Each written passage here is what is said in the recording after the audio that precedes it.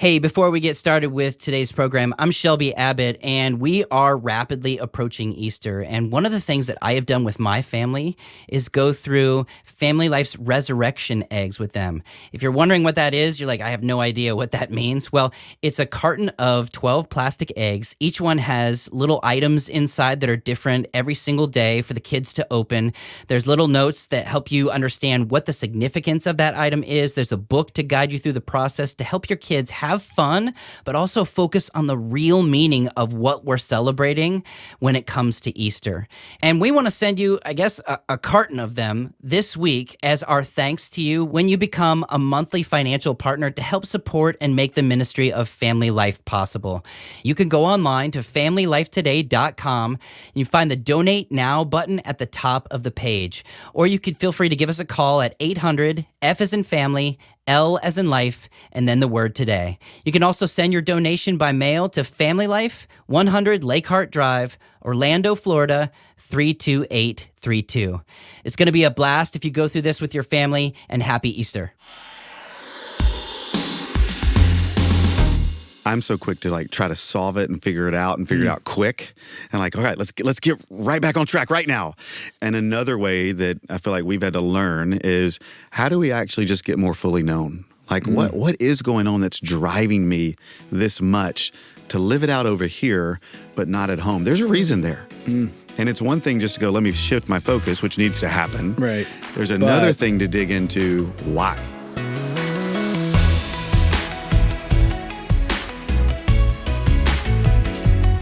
Welcome to Family Life Today, where we want to help you pursue the relationships that matter most. I'm Shelby Abbott, and your hosts are Dave and Ann Wilson. You can find us at FamilyLifeToday.com. This is Family Life Today.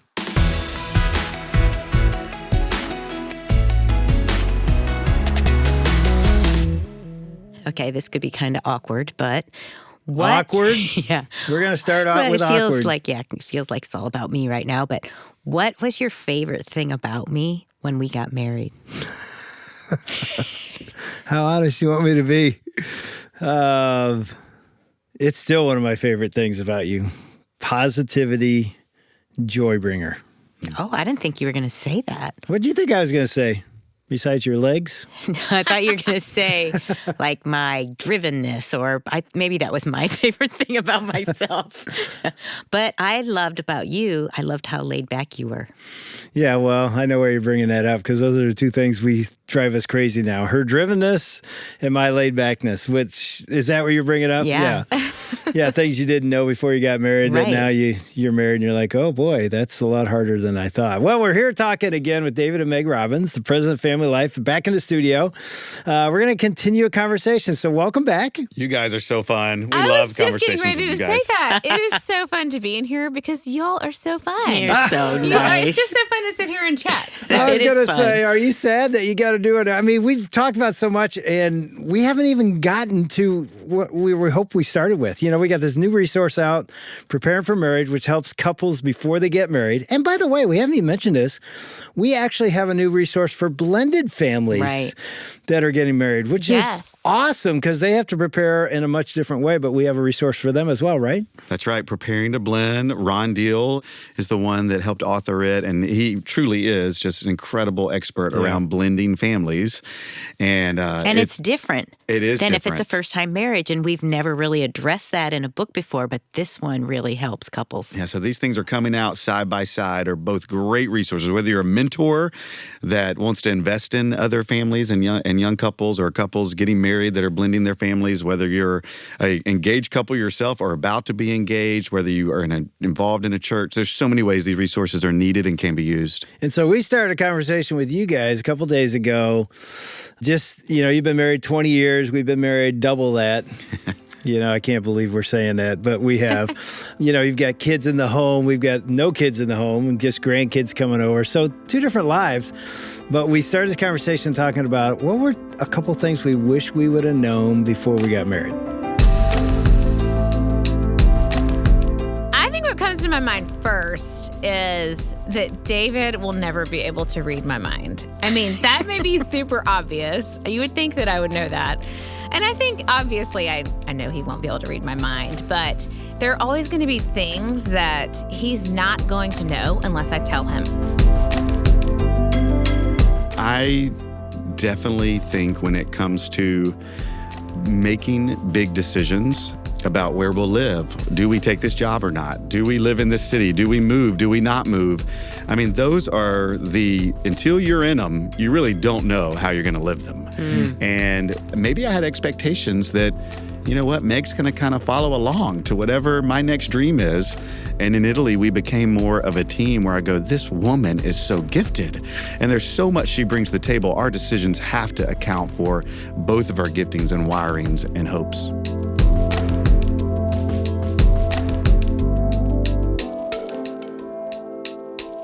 We didn't cover enough. You had more things to say and you said a lot, but we're going to give you another shot. Yeah, I think for me, I really wish I'd known that the things that I loved most about David would certainly grow bigger, and I would love those things all the more in a lot of ways. But those exact same things could also be things that could cause me to feel resentment or drive me crazy at times. I mean, sometimes super lighthearted things like David loves kids. And I can remember when we were in college and involved with Crew, and the director, they had young children at the time. And whenever we'd be over at their house, David would be throwing them up in the air and playing with them and on the ground. And I was thinking, this is awesome. He is so fun with kids. He's going to be a great dad. Hold on to this one. So, and now he is just like that. He is so fun. If we're doing family photos, he's the person like running behind me, acting silly, making everybody laugh while I'm trying to snap the pictures. But we joke that he's kind of like Disney dad and he's so fun. And there are times when if I'm out of town, he does all the fun things with them. Like he takes them to Chuck E. Cheese or he takes them to Universal if we have passes at that time or whatever. And when he's out of town, I'm like in survival mode. Now he travels a lot more than I do, so it doesn't come around as often. Please don't talk about the meal budget that I just choose to do whenever you're out of town. Yeah, so I'm eating out. trying to like cook, I do kid food for them while he's out of town. He's like, Mom's gone. Yeah, exactly. He's like, we're going to all these fun places and having the best milkshakes in Orlando or whatever. So they're, those are the silly things. But I think it also plays out in things that really attracted me to him. Things that where his giftings, as a leader and the ways that he is a shepherd and cares for people so well. So he wants to make sure that people are thriving and doing well in the roles that they have, which I love that about him. But there are times when that might cost our family, when he's putting more time into making sure that other people are thriving and doing well. And it's like, okay, I feel like we're missing out on you because it crosses a threshold when it begins to stack day after day or week after week, and I can start making excuses of, well, this is just a season. Well, we all know the next wave comes, and so certainly there are times where you have to put in extra, but yet if the withdrawals come out, what deposits am I putting back in the family? And I have a hard time with that. Dave used to say that, David. This is just a season all the time. And then I would ask, can you feel her angst? How long is this season again? But I think we're going that's to the really playoffs. true. We're going to Super Bowl. It's got to be 16 more weeks. But I mean, Meg, when you say that, did that cause? Because I know there's some of a that boiling point in our marriage. Yeah, exactly. I mean, did it cause you to be resentful? Because we've had a bit of that, and Ann has felt that. So I wonder if that caused that in your own soul. Oh, for sure. For one, if I'm honest, it takes, even still, a lot of times it takes time for me to realize that I'm getting resentful because if I'm not keeping short accounts and communicating along the way, and then all of a sudden, for me, typically, I realize this is really driving me crazy, which means I probably haven't communicated well and I'm not being honest. I think a good way to determine that is what you're thinking about. Yes. Because in the silence of my own head, exactly. Not what I'm saying necessarily. Because I've realized when I get to that point, I'm complaining in my head, where is he? Why aren't we more important? And so that dialogue that's going on internally is something to really gauge. Right. I mean, I remember one time, years ago, we were living in Atlanta and you were helping somebody who was struggling in their marriage. And we had 3 little kids. Our youngest was probably 10 months old. And three and under. So I was, in the fog of motherhood, in the trenches.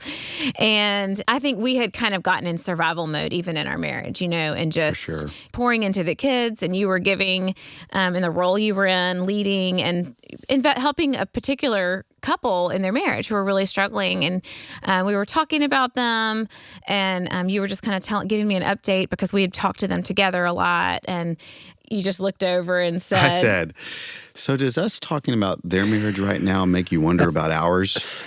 And then you can say, well, I remember a certain way that your response happened. What was your response? Well, I think I probably was like, kind of gave a big Is that what it was? I remember it much louder and deeper. It was probably pretty ugly. And I just remember going, okay, well, let's talk about that, But it was one of those, I needed the wake up, splash water on my face of and yes, you could have communicated earlier and whatnot, but yet it led to real growth. And I think that's, we avoid it. We want to avoid the argument. We want to suppress it. It's hard to face what's really happening and the ways you're drifting apart. But I think back to that time and I go, that moment of you being honest, me asking an honest question and you being honest led to a follow-up and then led us, honestly, we were just 3 kids, 3 and under. It led us just to go, first of all, let's just get rhythms that are right again. Let's get the kids in the church childcare and let's go to just a class. Like let's go to marriage class. We hadn't done that in a long time. We've been in a small group. We haven't invested in our marriage. Let's do that. And that simple rhythm was a bit of a game changer because all of a sudden we had carved out space to actually talk about that conversation. Right. And I think, in that moment, even though I gave a loud nonverbal, I guess, there was more conversation that needed to happen. And we did talk it out a little bit then. But yeah, I think just set us up for more time just together to dig in and for you to have the opportunity to see, okay, I do want to also shepherd and invest in our family and in our marriage, even though I'm pouring out into others this gifting that I was attracted to about him, And it just took more intentionality to make that happen. And I reflect on that time and I go, what was great about what happened and what keeps happening, because we kind of have to, the same side of the coin still exists and we have to keep having this conversation and new seasons, becoming the president of FamilyLife didn't affect us at all in this area. There were no pressure in there. We're totally in it again and have been in it. And for me, I know I'm missing it again and I can go to shame or I can go to the reality of the gospel and go, all right, I know what's true about God and my ability to encounter him and know more about him. I know these things in my head, yet this is an opportunity for me to know more about my brokenness, about my depravity. And the beautiful thing is that if I go deeper into my brokenness, I'm not stuck there. I actually get to experience Jesus filling it up. Mm-hmm. If I'm willing to go honestly into those places that are hard, then what I know about God in my head becomes an experience. His grace floods in and allows me not to sit there in shame, but to sit there and go, okay, my identity's out of whack. I'm living out the Jeremiah passage about broken cisterns. This is a cracked cistern. It's going to beg for more. There's living water to drink deeply of. And it can be hard, but it's always worth it. And the intimacy you can experience together is certainly deepens your relationship and sends you on your way to even more purpose together. Yeah, I know. I'm sitting here. I haven't even looked over at Ann because I'm like, oh boy, this is so similar. Are you thinking that? To what I did in a really bad way. I'm guessing it was something that you were drawn to before we were married. Well, one of the reasons I wanted to marry you was because I thought this guy is running so fast and hard after Jesus. He's going to change the world, and I want to be a part of that. But I didn't realize later how that would affect our family because you're running fast. Yeah, but what I think I found out, and I didn't see, and I think Ann told me over and over and I couldn't see it, was I was much more, what would the word be, energetic, engaged outside the home, and often would come into the home and just be passive. And I think I was worn out. I felt like this is God's call. I'm doing what he's called me to do. And home was a resting place. And it didn't hit me till much too long that I did that I was making disciples out there, and the most important disciples to be made were sitting at the kitchen table. I think a lot of women will relate to that because I've heard a lot of my friends say, my husband's amazing, but when he gets home, I feel like I get the leftovers. I feel like he's tired and he's not energetic. And of course, he should be. He's been working really hard, as many of the wives are as well. Many wives have the capacity to still pour into our kids. Like, this is my job and I have to. I feel that. I don't know if everyone does. But you would come home, and I found myself getting resentful of that because I thought, why does everybody else get your best? You know, and these guys, our boys, are just like, Dad's amazing, Dad's home. And I'm like, come on. And so. Yeah, she was frustrated. And I had to make a shift. It's what, David, it's what you said. God had to really heal that. And again, I'm not acting like I'm there. But it's like I'm putting a drop-off point on the drive home. Like I'm dropping off work. Not that you're not going to work that evening at all, but it's like the energy I'm putting in this mailbox. Literally, it was a mailbox where I'd visually, mentally in my mind, open it up. I'm putting in the work. I'm picking up the husband, dad, and I walk in the door. Because I would walk in the door, and when Ann would be like, here's the kids. My goodness, you're supposed to be home at 6. Now it's, and I'd just be like, what are you, and she was exhausted, and so I was were resentful. You were too. I was like, Right. do you understand? And you play that game. My day's harder than your day type deal, right? You know, and you say one thing like, well, I had lunch with so-and-so that, the wife's like, you had lunch sat with an adult? with someone At a and you restaurant? actually had a Exactly. I had conversation. peanut butter and jelly. And you're telling me your day's harder than mine? I mean, that's what we were living in. But all I know is I was not fulfilling God's call on my life as a husband and a dad and as a man of God, really. And the irony is I would stand on stages and preach and tell men to do it. And I can't imagine what my sons were thinking, like, you're energetic right now. When you walk in the door in a few hours, you're not going to have that kind of energy. And that was like, man, they deserve that. So part of me's saying, wow, God changed that in me, I hope. Yeah, I think I'm looking at Ann like, did he?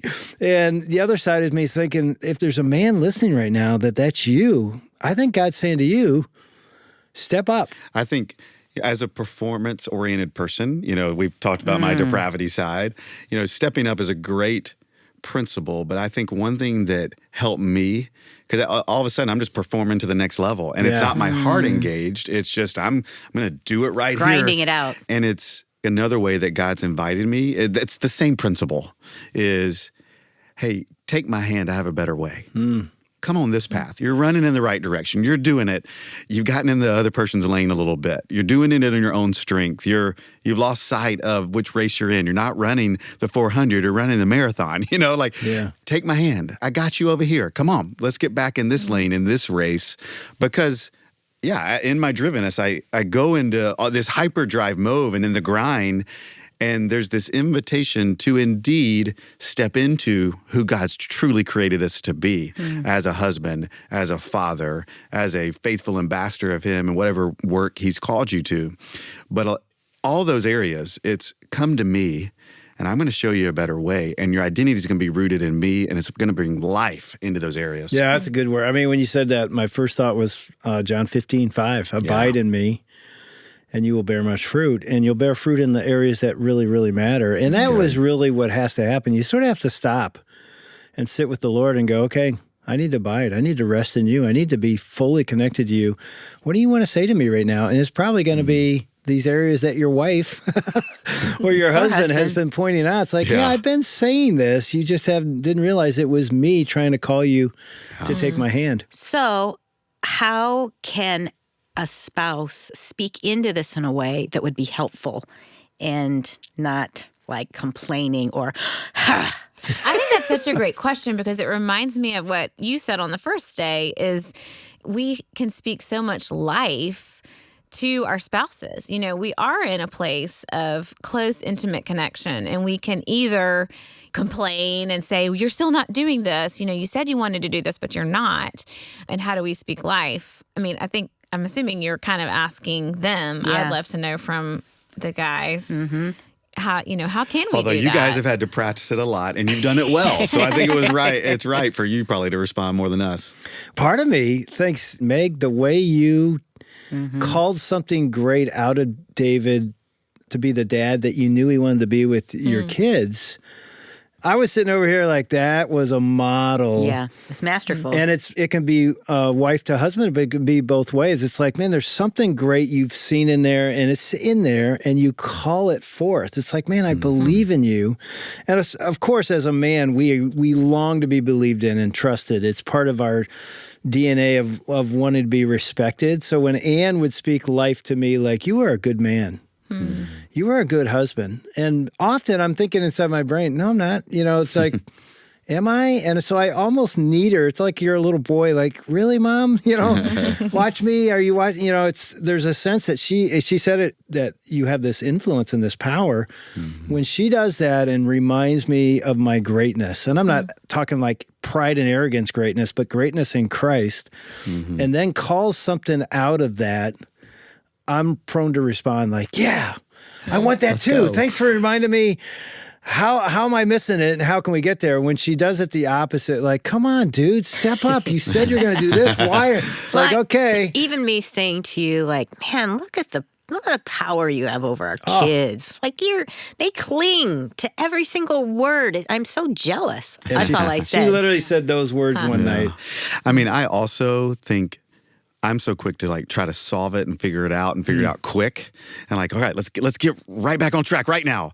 And another way that I feel like we've had to learn is, how do we actually just get more fully known? Like what is going on that's driving me this much to live it out over here, but not at home? There's a reason there. And it's one thing just to go, let me shift my focus, which needs to happen. Right. There's another thing to dig into why.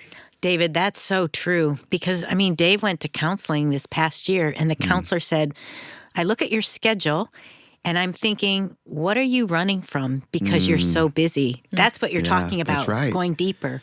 And I think if spouses can hold that, just why do we think we're here? And you're not going to solve it. You may need to get the help of a counselor or another couple or a pastor.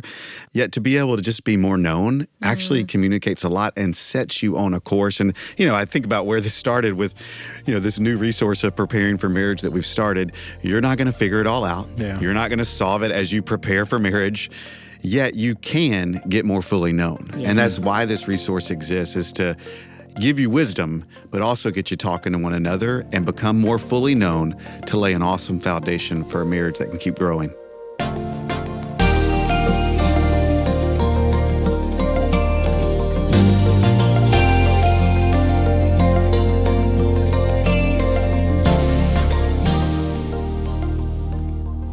When I was an engaged guy, and I had put the ring onto my then fiance's finger, I wondered, oh my goodness, what am I going to do now? I have to get ready. I have to be intentional about making decisions, because it's not just me anymore. It's like me and her. We're going to be setting up a foundation that will lead to a future that involves both of us. And perhaps, Lord willing, kids in the future. We need to make important decisions right now that set us up well for the future. And that's why I'm so thankful for resources like what David and Meg were talking about today with preparing for marriage. I'm Shelby Abbott, and you've been listening to Dave and Ann Wilson with the president of FamilyLife, David and Meg Robbins, on FamilyLife Today. Many couples don't know how to prepare well for marriage. They don't know how to have important conversations around finances and their relationship with God and sex and family dynamics and the future. They just simply lack the opportunities or the ideas of how to have good, healthy conversations that involve things like that. Well, the good news is that we have really been intentional about working on one of our best-selling resources. We've revamped it and refreshed it for a new generation of young couples. It's called Preparing for Marriage. And two of the main contributors with that have been David and Meg Robbins, who you got to hear from today. It is a really helpful resource that is a study packed with a lot of funny things, a lot of good romantic things, offering valuable insights for growth that needs to happen right now before you even get close to putting on the ring yourself and saying, I do. So we really encourage you to check out the all-new Preparing for Marriage by David and Meg Robbins. You can head over to FamilyLifeToday.com and look for the Preparing for Marriage banner on the page there in order to find your copy. If you know an engaged couple, or if you're friends with people who have kids who are engaged, this would be the perfect gift to give to them. Now, if you're a family that's preparing to blend, meaning you're about to become a step family, like I experienced when I was growing up as a young kid, we really encourage you to check out Ron Deal's book called Preparing to Blend. It's a couple's guide to becoming a smart step family. And you can find Ron's book about becoming a step family and preparing to blend in the show notes in today's episode. And the really cool thing is, we don't want you to just learn a little bit about it by trying to find the book. The cool thing is that Ron Deal is going to be here tomorrow with Dave and Ann Wilson to talk about preparing to blend. Ron interviewed 2 different step couples about what they did during their pre-married season that really helped them to prepare to blend their families and become one big step family. He's going to be here tomorrow to talk about that and so much more. We hope you'll join us. On behalf of Dave and Ann Wilson, I'm Shelby Abbott. We'll see you back next time for another edition of Family Life Today. Family Life Today is a donor-supported production of Family Life, a Crew ministry, helping you pursue the relationships that matter most.